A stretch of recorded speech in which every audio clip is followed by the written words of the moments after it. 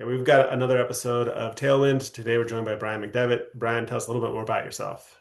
Hey, thanks, Austin. Appreciate you having me on here. As Austin said, my name's Brian McDevitt. I've been a Sandler trainer and coach for about 8.5 years. Prior to that, I spent 25 years as an information technology salesperson and sales leader in terms of, and had a very good run. I was fortunate to be work for some great companies and have a lot of sales success. I first took Sandler back in 2002, was doing well, was, top performer at that point already, but felt I wanted to invest in this career called sales and paid quite a bit of money out of my own pocket. And within 6 months, my sales had gone up over 50% and never went back down. So I've been around Sandler a long time, but an actual trainer for the last 8.5 years. Yeah, I don't know this is what we were going to talk about today, but how many people that are trainers now for Sandler first got introduced as somebody who got trained in it? Because it seems like I talked to a ton of folk and they're like, it changed my career, and then I decided I got to invest more in it, and that brought them into being a trainer. Yeah, I don't have any actual percentage, but it's a high number. I mean, not everybody that does what I do has a Sandler background, but yeah, when you sort of see the magic of what it is, how helpful it is both personally and professionally. For me, I had a great corporate job. Yeah. I just really had a passion to be an entrepreneur and to help people both personally and professionally through all the things that we teach. And I'm very grateful to be able to do that and help people get better at this wonderful thing we do called sales. Yeah. I mean, so I'm working on my Sandler training process, but the thing that always sticks with me is like the system and like the approach to stuff and like laying out a very straightforward, templated kind of like, hey, here are the things that you can do. Obviously, don't just like read from a script, but one of the things that I've been enjoying learning about more, and we've been talking about is referrals and how to like, structure that, how to do the process, what's a good way to do it so you don't have to kind of make it up on your own. Tell me a little bit more about your referral strategy, how people should be thinking about Yeah. the Yeah, process. yeah. And I will do that. Let me, if I could, just Oh, based on the please. last thing you said there, Austin. Yeah. Um, we all come at and interpret, all of us trainers interpret Sandler a little bit differently. I think it might be helpful to set a little bit of context for how I think about Sandler, and then that dovetails nicely into Perfect. referrals. So the way I think about it is no big newsflash here. Salespeople aren't trusted. Therefore, prospects' guard walls are up. So, what Hmm. is our job as good consultative salespeople? We're going to do things opposite of the way those traditional pushy salespeople do them so that the guard walls come down. When the guard walls come down, me and the prospect can have an open and honest conversation, which then allows us to get to efficient yeses and nos. Nothing pushy or aggressive about it, but it's going to be a yes. Let's get there in the least amount of time. And even probably more importantly, if it's going to be a no, let's get there quickly. And so there's a lot we unpack to accomplish that.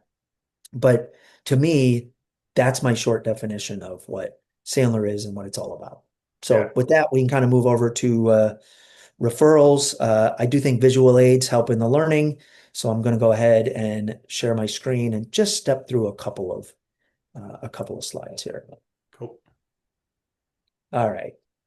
And there will be you can see that okay? This looks great. All right. So the first thing I want to mention here is words matter. So when I teach this concept and when you're thinking about this podcast, it is a podcast on referrals. But the word introduction has a better connotation to it. So if I say, Austin, who can you refer me to? It's just not quite as nice of a word as who might you be comfortable making an introduction to. So that's kind of the first little tip is use the word introduction, not referral. Hmm. So the next thing I'll talk about here is if you're someone who has an established business and you have a dozen or more clients, many of you out there listening to this probably have hundreds of clients.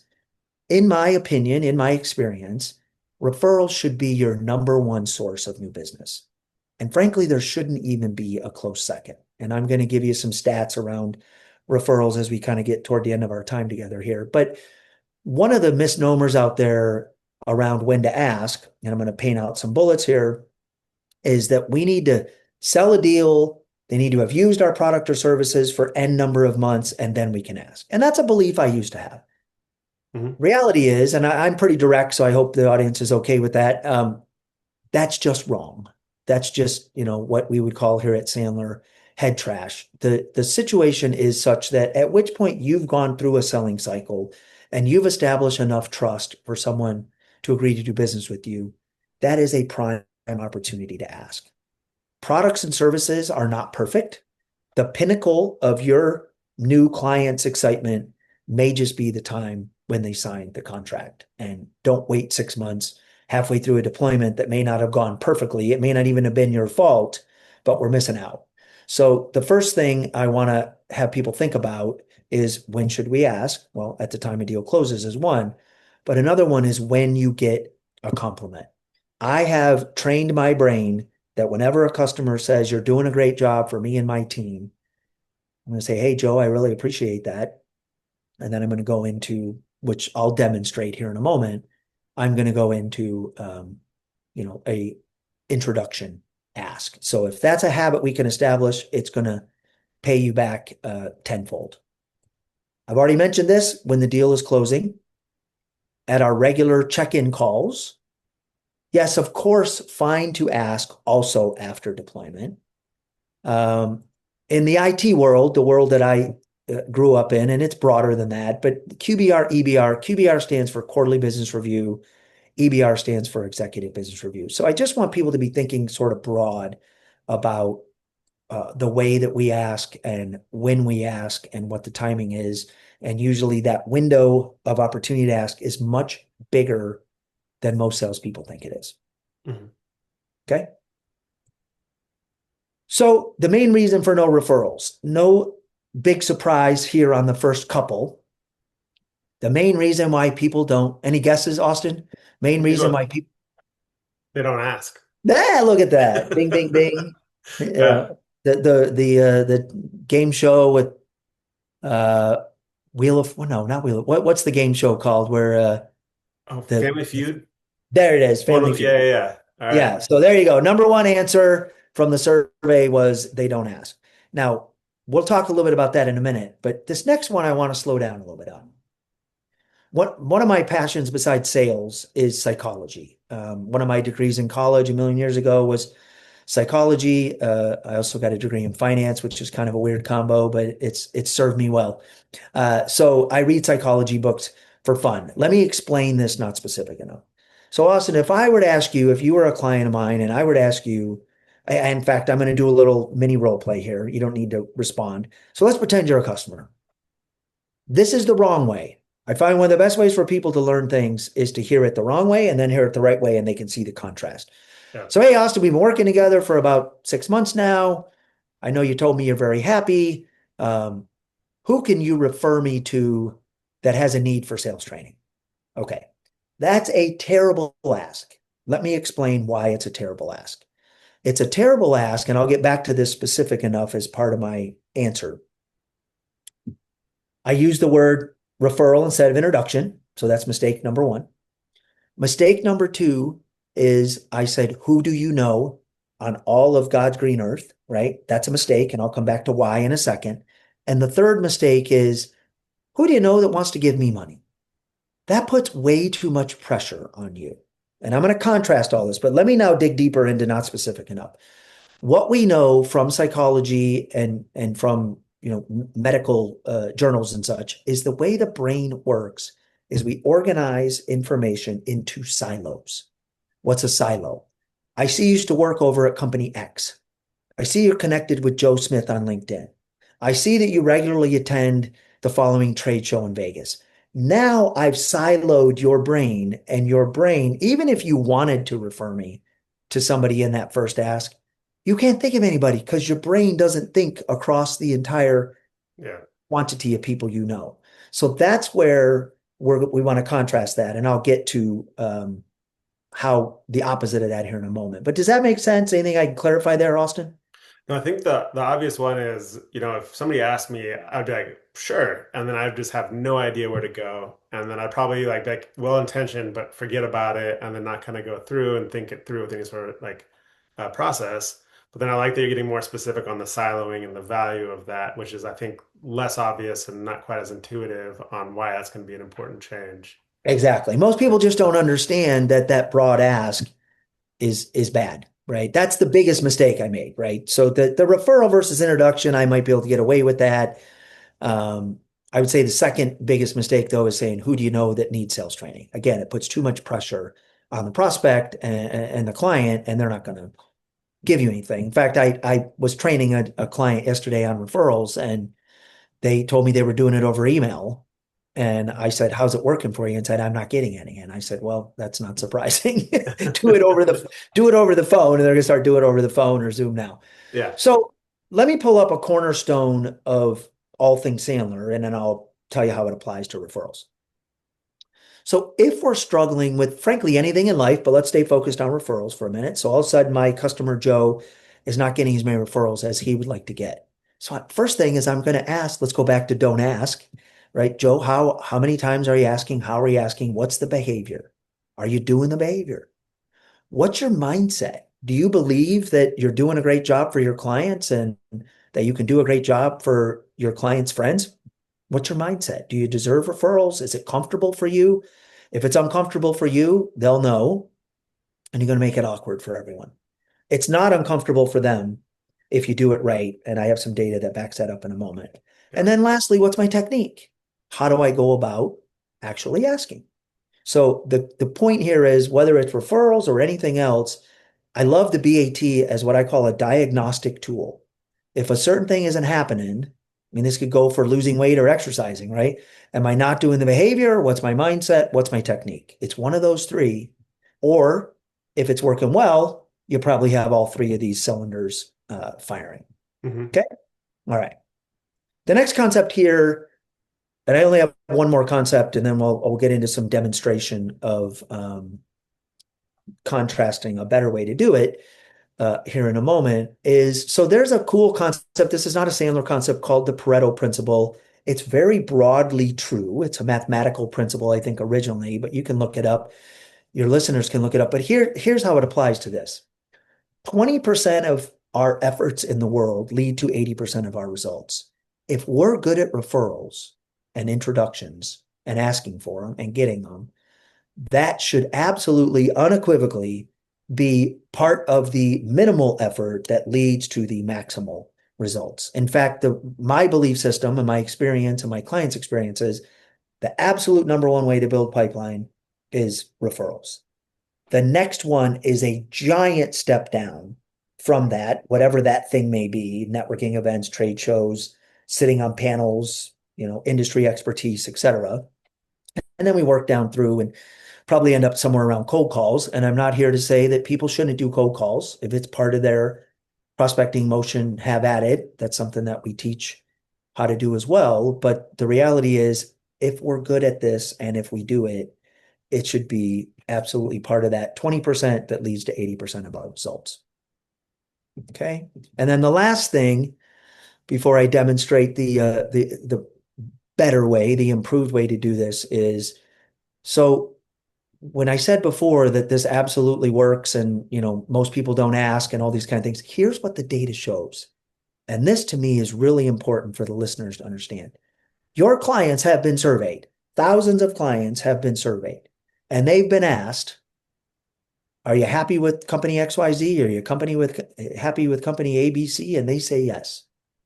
They say, if your salesperson were to ask you for a referral, an introduction, would you give it to them? 85% said yes. 12% of salespeople ask. And it's because either we don't know how, the technique, or we have a weird mindset around it, and we just don't practice it. So let me come up for air, Austin, and see what questions or comments you might have before I do a demonstration of sort of the flip side of the bad ask. I mean, this graphic right here alone shows you how much opportunity is out there. But I'm actually excited to see what you're talking about with the how I should be structuring my asks and how to do this right.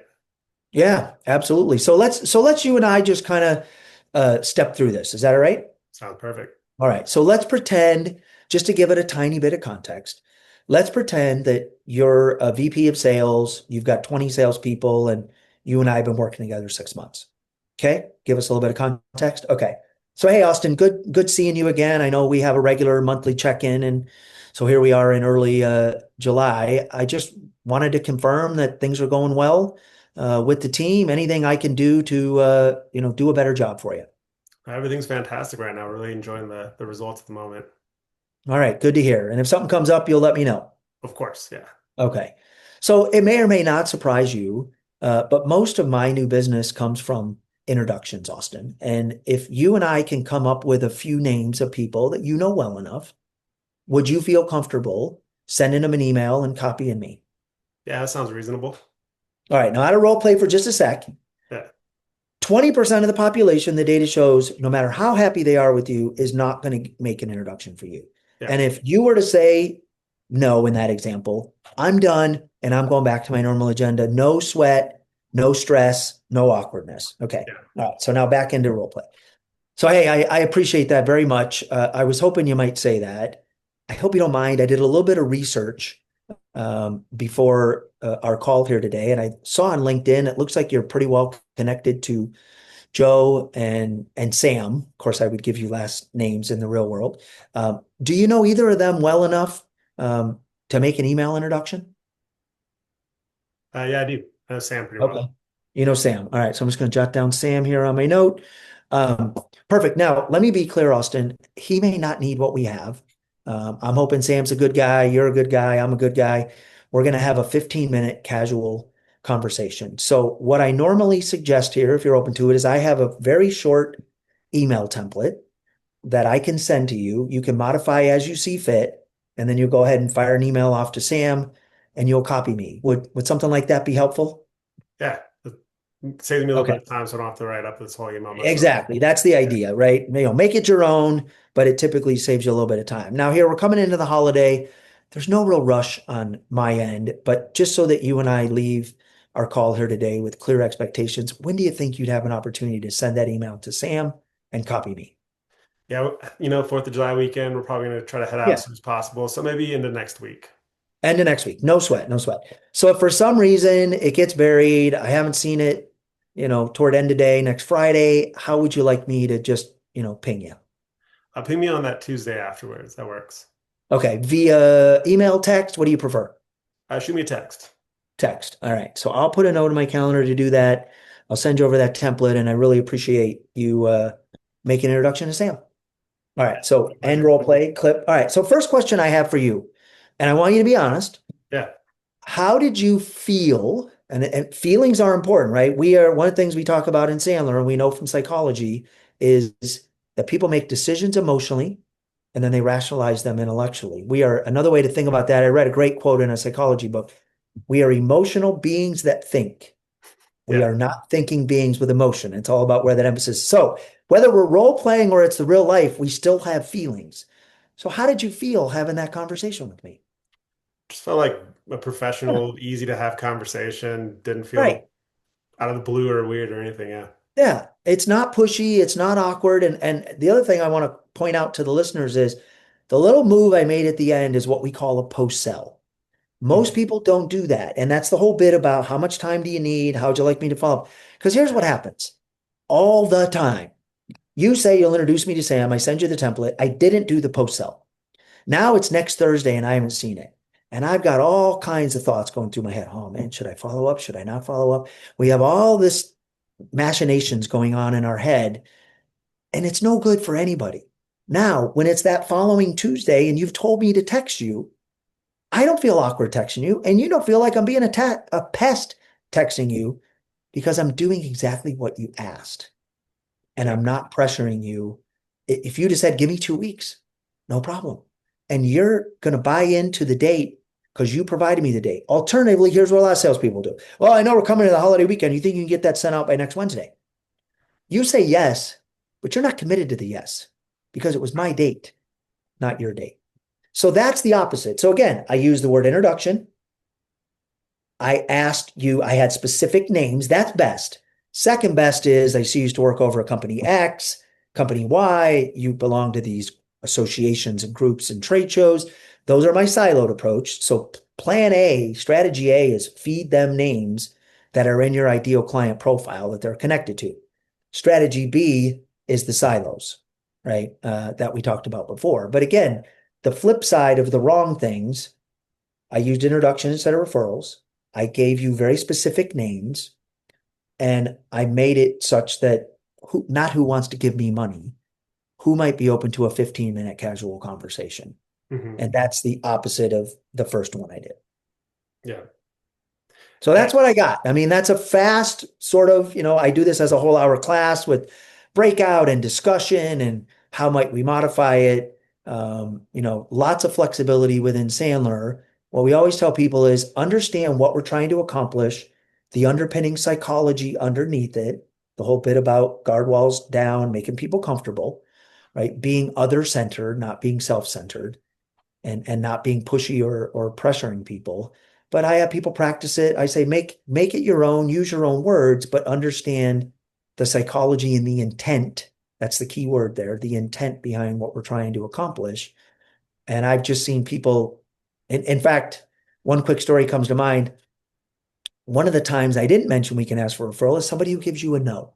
So, Austin, if you were a VP of sales and you had 20 salespeople and we had a good conversation, but timing wasn't right, if I wasn't pushy, I can get a referral out of no. In fact, I did a training yesterday with a client that had the referrals training the month before, and a woman got on. I began by saying, anybody have any successes to share? This woman, Jackie, said, I have a success. And I said, what is it? She said, well, you taught us referrals last month, and you told us that I could ask a no for a referral. I did, and I got a referral, and I now have an opportunity in my pipeline as a result. Now that's right? Who would have thought we could ask a no for a referral and get one? So there's another opportunity or place that we can ask that most people don't think about. yeah, I've had like from my own or chances of practicing in referrals. First thought on this is that I have done it poorly and it still worked and it was There totally you fine. go. And Yeah, I mean, like obviously, I'm not saying just ignore the technique. It's not applicable. The technique is applicable. It makes it better. Like I'm happy to attest to that. Um, but I can think one very specifically where I got the no, but the no was very conversational, and they were just like, they basically had said, "Hey, this is amazing. I think other people should be doing what you guys are doing for me." And I was like, it was very early in the engagement. I was like, "Well, hey, anyone coming to mind?" And they're like, let me get more months under my belt before I feel comfortable making it because I just want to really truly feel strongly from experience. So it was a no, but it was also a no with a very like, hey, it's a time frame. The reason made perfect sense. And open the opportunity for a follow-up. I haven't hit the couple months, so I'm not rushing it. But it's like, like this is then going to be the opportunity to come back. And it was very comfortable. It was not awkward. We were just having a good. conversation and I'm looking forward to reopening it. And maybe it's a no again because they're like, hey, right now, whatever reason, or they're like, actually, you guys didn't meet expectations. That's going to be the hardest part for me. But Yeah, yeah, yeah, like, yeah. at the end of the day, it's been with poor technique and good technique, it's super effective from my own experience. Yeah, yeah, absolutely. Just remember when you go back to that person, remember the silos, Yeah, right? Remember that when you make that broad ask, who can you introduce me to? Even if they want to help you, they can't, again, it's not the way we organize information. Just yeah, not, right? So I 100%. think that's an important one. Um, any other questions for me before I sort of make my last sort of offer to your folks? Yeah. So I mean, I think I know where you're going with this. The template you were talking about sending somebody, is that where you're going? Yeah, exactly. Yeah. Yeah. No, Yep. please. Okay, all right. So if this was valuable, if you want to learn more, no strings attached. I've gone back to the original slide. Just email me and ask me for the referrals template. I have a two-page document that the first section is a script for how you might ask for the referral. It follows what I just did with you, Austin. There's a second version of how you ask for the referral. And then part three of this two-page document is exactly what I copy and paste. When you say you're going to introduce me to Sam, I copy and paste this, drop it in an email to you. So again, all three parts, two ways to ask, and then an email template that you can use. No strings attached. Happy to provide it to you. And any of your listeners, just have them email and say referrals template in the subject line, and I'll be happy to get that to them. All right. And besides, obviously grab these templates from Brian. What is that, Brian? What would you say is like if somebody's listening in, I'm gonna get those templates, and then what is something I should apply for my own sales practice? Like the one big takeaway from this conversation that like if you listen for like a solid 20, 25 minutes, but what's the one thing that I have to make sure sticks when I walk away and, start applying something tomorrow? I think the simplest one I could give you is make asking for referrals a consistent behavior. And then if I could go kind of one little indent under that, Yeah. burn into your brain when you get a compliment, ask for a referral. When you get a compliment, ask for a referral.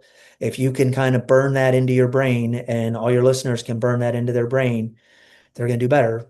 So yeah, I mean, look, referrals are the magic pixie dust that can allow us to explode our pipelines if we do it well and if we do it consistently. Yeah. No, that's great. Brian, I really appreciate you taking the time. All right. Thank you very much. Appreciate it. Have a Thank good you. rest of your day. Take care.